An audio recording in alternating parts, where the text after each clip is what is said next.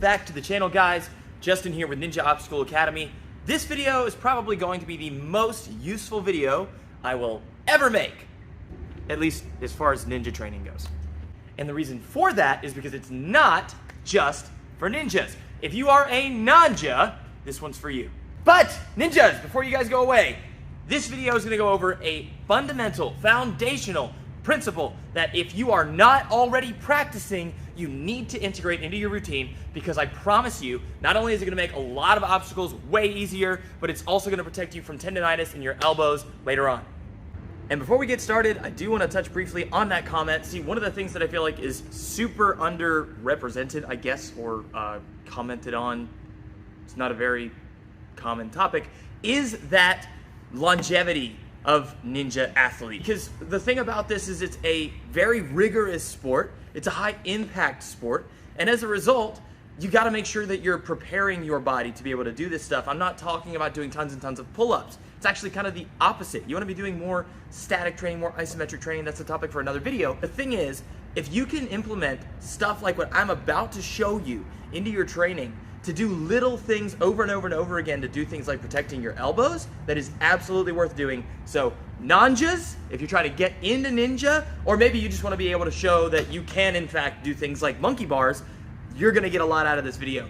Ninjas, if you're not applying what I'm about to talk about, it's going to end up hurting you later on. So what I'm going to be talking about in this video is simple harmonic motion.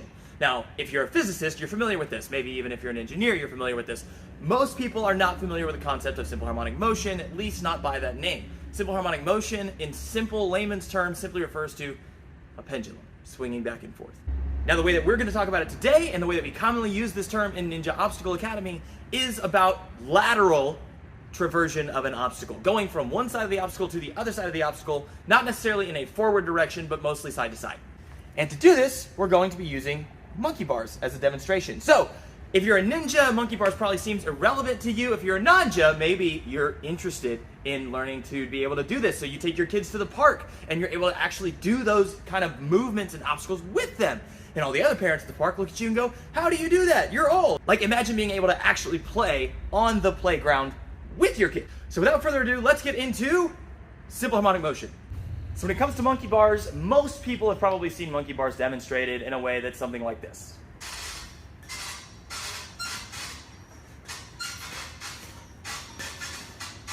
Or maybe, if you're an OCR athlete and you like being really strong and using your muscles on the obstacles, you've probably seen it done something like this. See, the thing is, when you do monkey bars in this way, it's actually pretty inefficient. It also requires that you have a larger amount of muscle or a lot more muscular strength to be able to get through that obstacle, which kind of closes the door to the accessibility for a lot of people. Which is why more people don't do ninja. The truth is, ninja is way easier than a lot of people give it credit for. It's just about making sure you're using the right techniques, you've got proper body structuring, and that you're taking your training at a pace that's going to allow for that adaptation to take place over time. All that being said, let's jump into simple harmonic motion, what it is, how it works, and how you can use it for monkey bars, and a litany of other obstacles. So, for starters, what is simple harmonic motion? I'm going to show you that using a drill that you can practice at home that's also going to allow you to integrate and implement this drill and this skill set into your training the next time you go to a local playground or your ninja training facility. So what you're going to do is grab the bar and you're going to hang and begin swinging your hips side to side. When you feel like you got the hang of that, begin lifting your hand, just like this. So if the only kind of bar you can hang from or equipment that you have that you can use requires that you go with an overhand grip, still good to practice this, but I'm going to show you how you can do it in a way that's even better, even healthier for your elbows, and it's even going to save your grip strength. This is going to be better for your elbows long term, and it even allows for you to keep your shoulders closed instead of open, which means it's going to take a lot of the stress off of the muscles in your back and in your shoulders and in your upper body, and instead allow you to rely upon the structural integrity of what's inside and kind of underneath the muscles. Long story short, for most stuff, closed shoulders are going to be safer. With using the technique that I just showed you, I'm going to be able to get through these monkey bars way easier, using way less muscle and far more efficiently.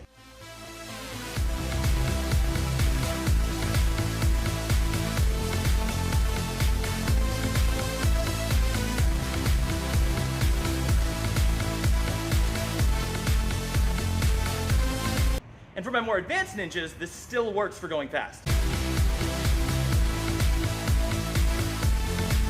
Now, before you get into this, there is one thing you want to know. One of the most common mistakes that I see when using this technique is that people will hold on to the bar behind them for a little bit too long, and it looks something like this.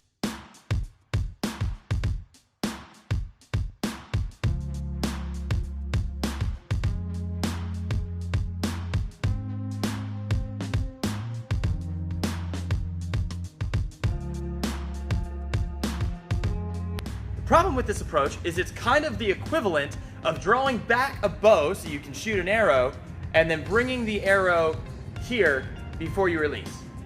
Obviously, you're gonna have way less power. If you want the arrow to go really far that way, you need to draw it back and release from here.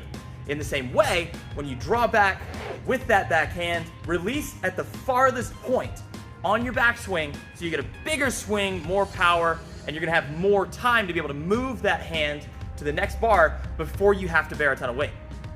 Again, this goes back to that vertical stacking concept that I talked about a lot in that video that I did about my buddy Skip with his lâché training. If you're vertically stacked, all of your weight is going down at the same time. That's why it's so hard to hang when you're just sitting still like that.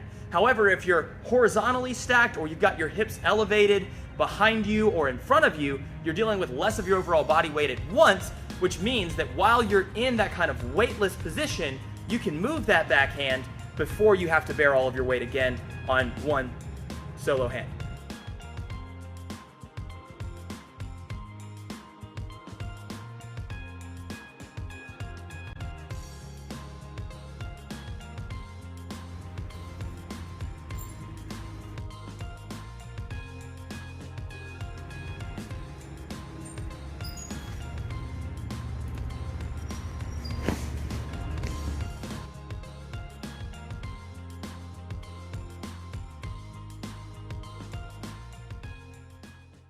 So as you can see, this concept of simple harmonic motion can be applied across a multitude of different obstacles. This also opens up an opportunity for people who might not have tried this stuff otherwise. People who maybe don't have the same experiences in fitness, in weightlifting, in calisthenics, parkour, ninja, whatever.